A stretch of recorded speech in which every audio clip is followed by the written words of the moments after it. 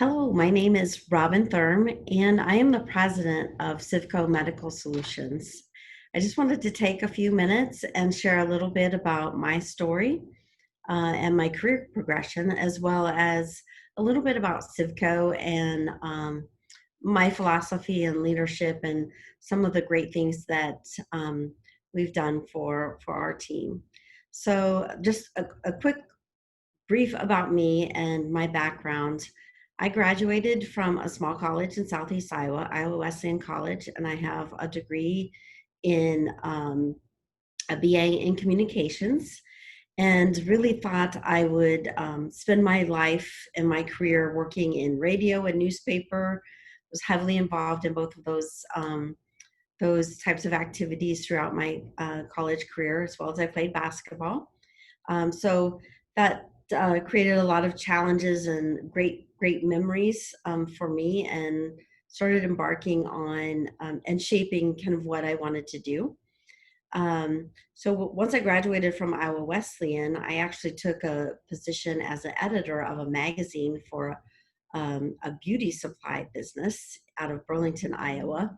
And it was a very interesting time, and really had the opportunity to, have my first full-time job, but just learn about how I was in a business environment and the things I liked about the business environment and the things that I didn't like to do in the business environment. But I was still doing what I thought I would be doing. I was doing a lot of writing for and editing for this magazine, so it was a pretty unique experience. From there, I had applied for a role at CIVCO. The founder of the business was wanting to start a magazine for his medical device company in the ultrasound market space. And I thought, it's in Kelowna, Iowa. It's a small town. If you're familiar, it's an Amish community. And I thought, why not? This is a different change, a different market space. And so I applied for a position that I actually wasn't even qualified for, thinking that because he didn't disclose that he wanted to start the magazine in the ad. They were just looking for somebody to work in the office. And so anyway, I applied for a position that I really wasn't qualified for, and that prompted his ideas for the magazine. And because was something that he had the idea to do. Thus started my career at CIVCO. At the time, there were 20 people in the company. It was a fairly new company, and fairly new in that it was 10 years old at the time, but it was still pretty small. So 20 people. I took the orders from customers. I managed the inventory. I did the computer system backup. I started a magazine for the business, as well as did all of their marketing, communications, advertising, trade show.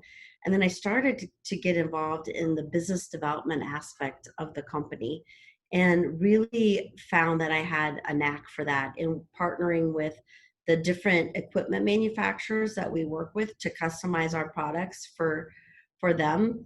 And really just enjoyed developing those relationships and seeing the products that we were collaborating on come to fruition, and helping patients. And so I started evolving more towards that aspect of the business and really getting to know the market space.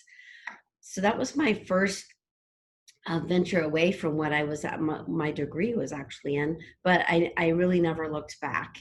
And from there, I held roles in a lot of different areas of the company. I think I've really been blessed and given a lot of opportunities to grow with this business, clearly, as my current role as the president. But I held, again, I think the unique thing about my, and maybe not so unique in some instances, but what I was willing to do is try anything. And that goes for food too. I tell people I'll try anything once. If I don't like it, I won't eat it again. But so I've learned that I enjoy a lot of things that I never thought. And I think that applies to your career as well. I think of, oh my gosh, I was never going to do sales, for example. And The business development role is a heavy sales like activity, but I didn't realize all that went into it until I actually started doing it, and how much I enjoyed it. Have I carried a bag in the hospital and sold medical devices? No, I've gotten a lot of sales calls. So I would say that isn't for me, but there's a lot of different aspects to different careers. And I think that's something that really growing up, going through high school and college, it wasn't something that I, really had an open mind to. There's just a lot of careers within careers, and things get labeled with such a preconceived notion of what they might be. So anyway, I have tried a lot of different things, to the extent of I was even managing our engineering team for quite a while. I've been the lead on a couple of our acquisitions that we've done. I've moved part of our business to a location in Mexico and did all of that research. So these are all things I had no experience in doing, but was learning along the way, and really putting the time in to understand and do it. And I think, it just goes to show you really can do anything if you put your mind to it and take the time to understand and learn. So kind of my progression has been from marketing, business development. I've managed our customer service, inside sales team, field sales team. I started the business development role working with our equipment manufacturers. Um, I was the lead on starting to build our international business, and that is now almost half of our portfolio selling internationally. We sell in almost 100 countries.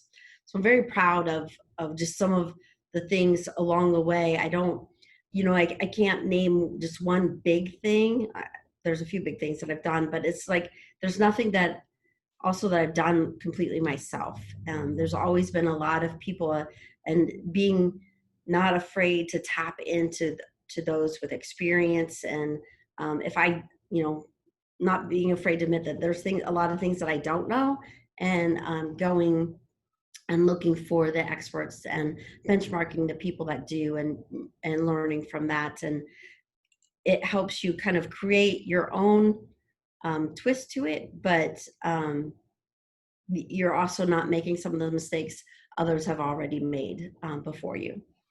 So I do want to share a little bit on the brief PowerPoint about CIVCO, and kind of my more recent journey as president, and what that has looked like, and some of the things that we were challenged with before me coming into this role, and how I have approached that. So first, just a little bit about CIVCO and who we are. We make image guided procedures safer. It's kind of a really broad statement, but it's as simple as that. That's what we're doing. When you look at all of our products, that's what we do for the physicians working in a hospital. This enables the clinicians to provide safer outcomes. By developing patient-focused products, we deliver outstanding service and superior quality. And that is something that we will never sacrifice on, is the service that we provide and the quality that we deliver to our patients.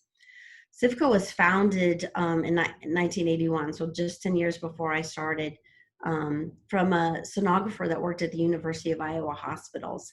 And he had an idea for a very simple product that attached to ultrasound equipment that helped guide devices such as a needle to do a biopsy, or a catheter to place into for a central line, or to withdraw, whether it's fluids from a patient or a tissue sample. So this device attaches to the ultrasound equipment and coincides with the software of the equipment to do an accurate assessment. We currently, I mentioned when I started, there were only 20 people. We're currently over 300 people in our offices and production facilities located in Kelowna, Iowa. We also have an office in Coralville, and then a production operation in Juarez, Mexico. We established the business by working with the key, we call them OEMs, or original equipment manufacturers. So these are the companies that are building the ultrasound equipment. Companies like Canon, you may have heard of, GE, Philips, Siemens. Those are some common names that people may see in electronics, but they also have healthcare products that they're providing.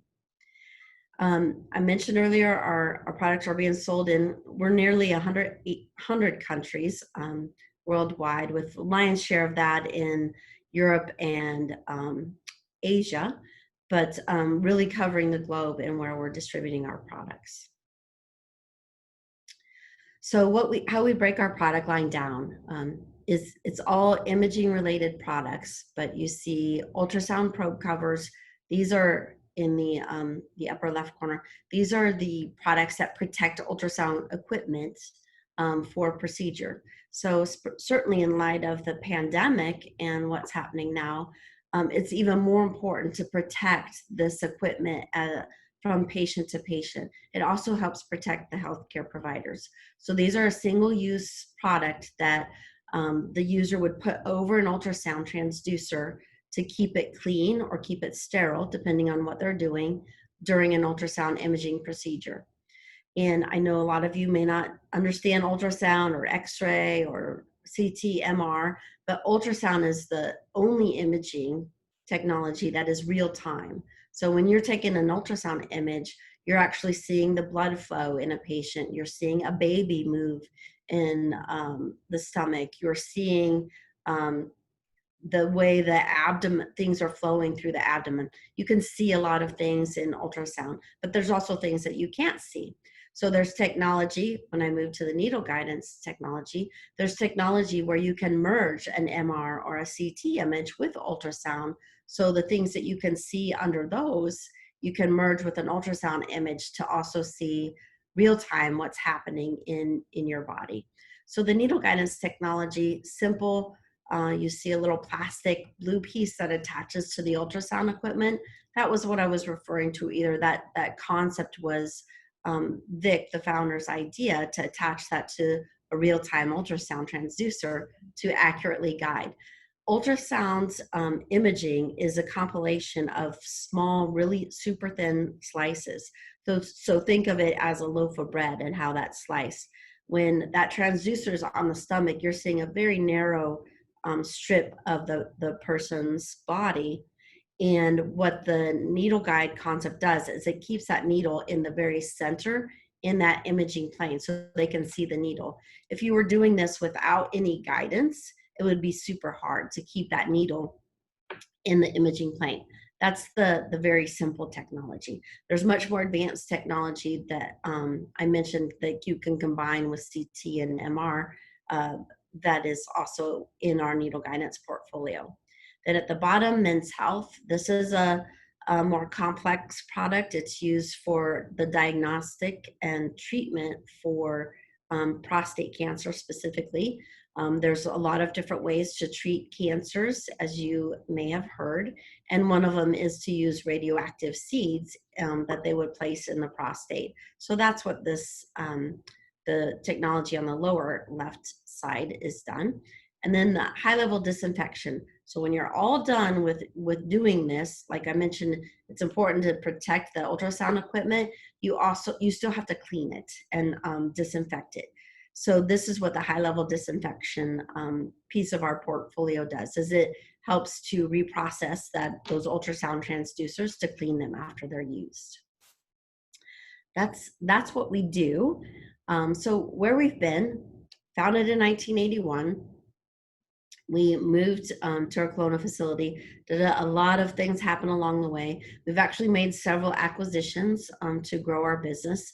The most recent one was a company we acquired out of Connecticut called PCI, and that was the high-level disinfection equipment. In 2017 is when I became president, and so I've been with the company for quite a long time. This is my 29th year, but third as the president. So in 2017, it was kind of a pivotal moment of change. I think the good we had with CIVCO is we have a genuine feeling of family. and a very strong accountability to our customers.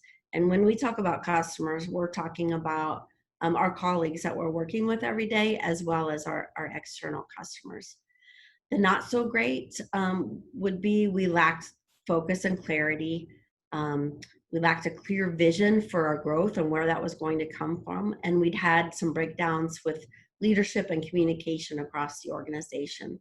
So what I did was I began a journey to build on the positives, well, leveraging that to address the areas important to achieve sales, achieve our EBITDA. EBITDA is our earnings before income tax and depreciation and amortization. It's a long word for that's the money that we make.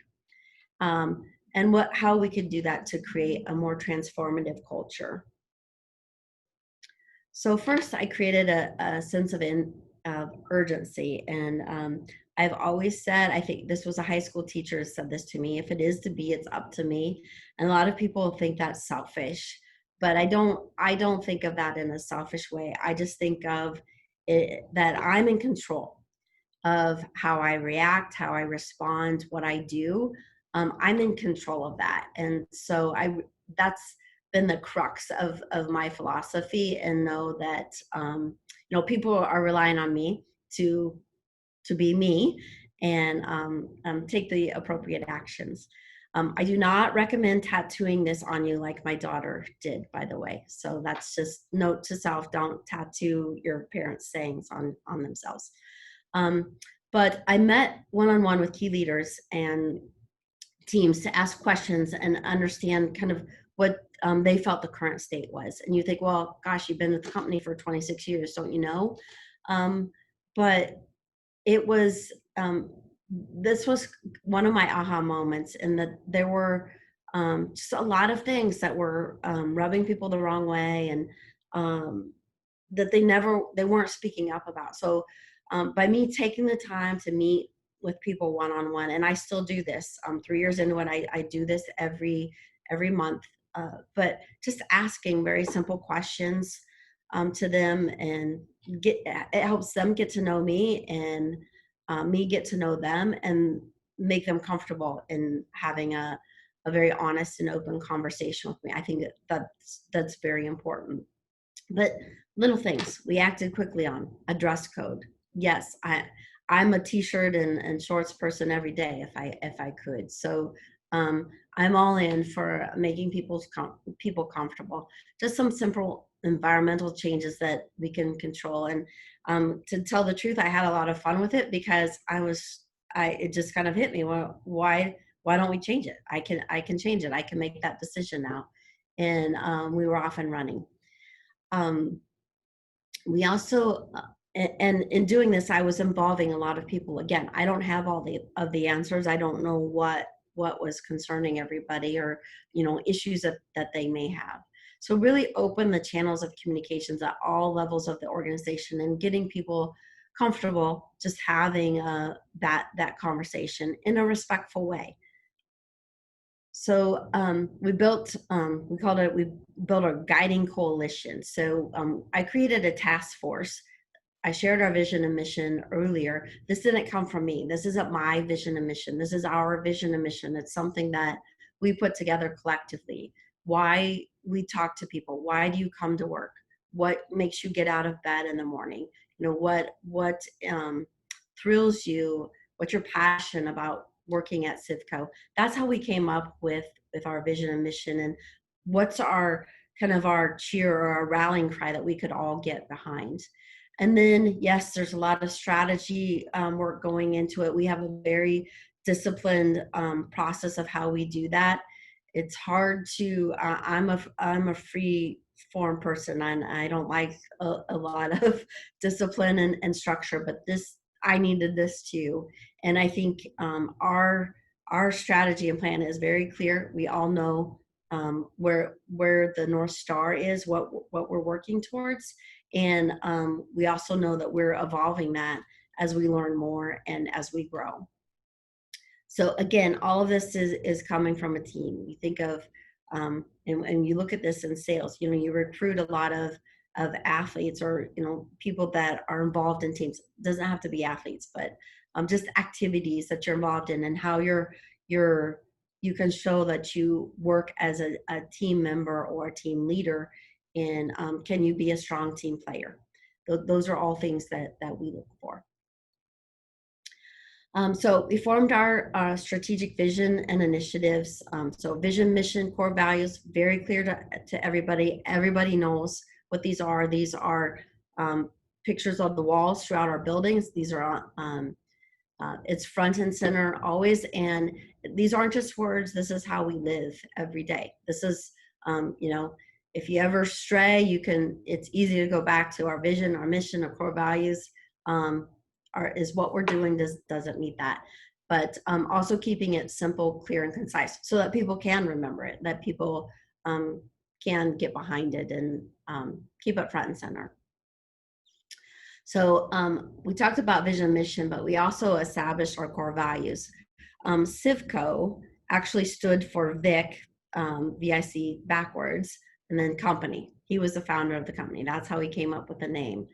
But after Vic sold the company, we kind of repurposed the CIVCO and created core values. So 3 years ago, we basically restated those, and again, created core values that we all believed in. Again, not just me. This was a team across the organization that pulled this together and really refined the meaning behind character, innovation, our value and service, community, and ownership.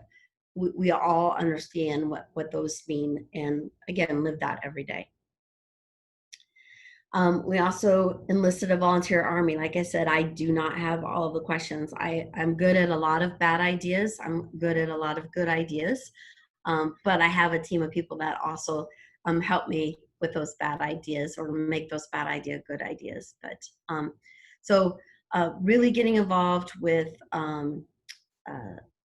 also developing our own people. So we have a lot of great people on our team, and rising leaders that are owning new initiatives, both company and community focused. So what's our innovation? What's our development we're doing? But what's also the community engagement? How are we getting involved and helping support the community that we live in? How are we improving our culture throughout the organization? As well as how are we making sure, you can say ownership, you could say accountability, but how are you actually living that in the organization? And what are the things that we could do to support that? We did our first very successful United Way campaign, which is a organization that helps support a lot of nonprofit entities throughout Johnson and Washington counties, which both our businesses are in. So just getting involved and being a more valuable community member. And I truly believe, and just like it is, if it is to be, it's up to me. You're only as good as the people around you. And I think our my executive team and our extended leadership team are just incredible people that I learn something from every day. Then we enabled action. Like I said, you could say accountability, empowerment, but you've got to let people go do what you hired them to do.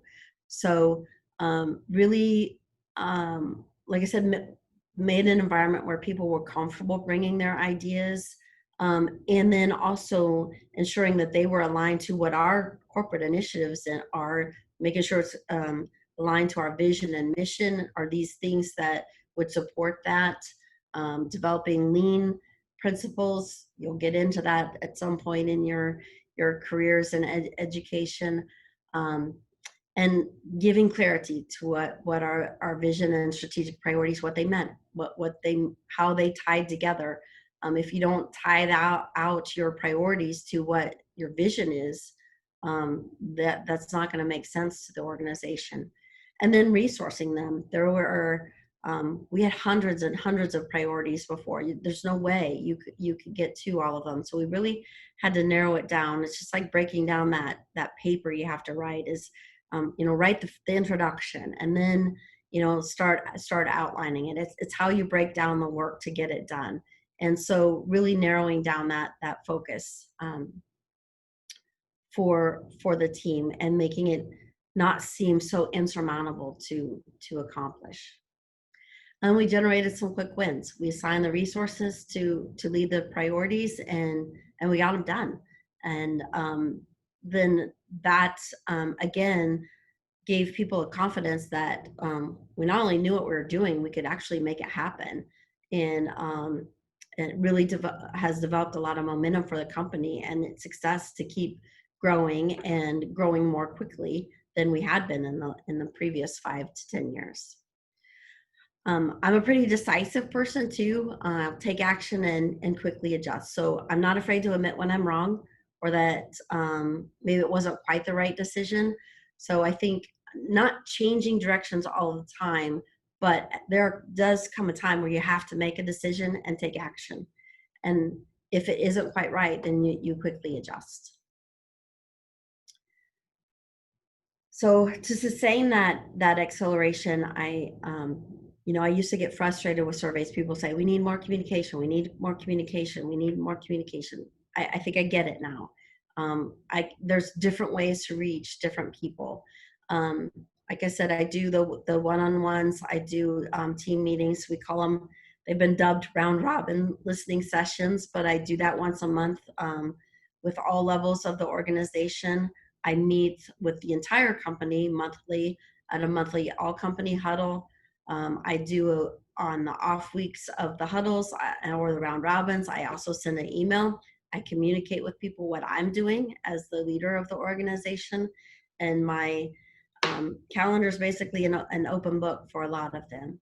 But you can see we've got artwork throughout our buildings, just kind of some reminders of people why we're here. Again, I want to keep it front and center, keep it fun. That's a big part of it.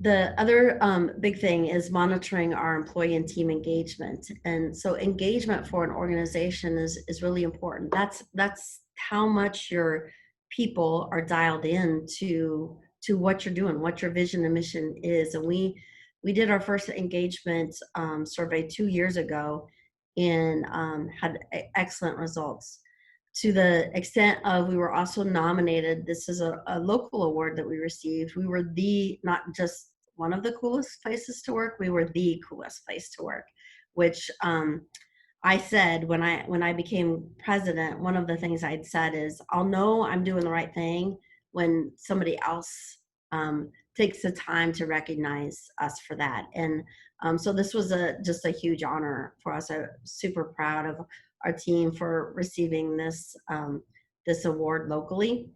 And yeah, I'll leave it at that. But it's really helped the culture within our team, and a lot of smiles. We're having fun doing what we're doing. I think that's a big part of our success. All right.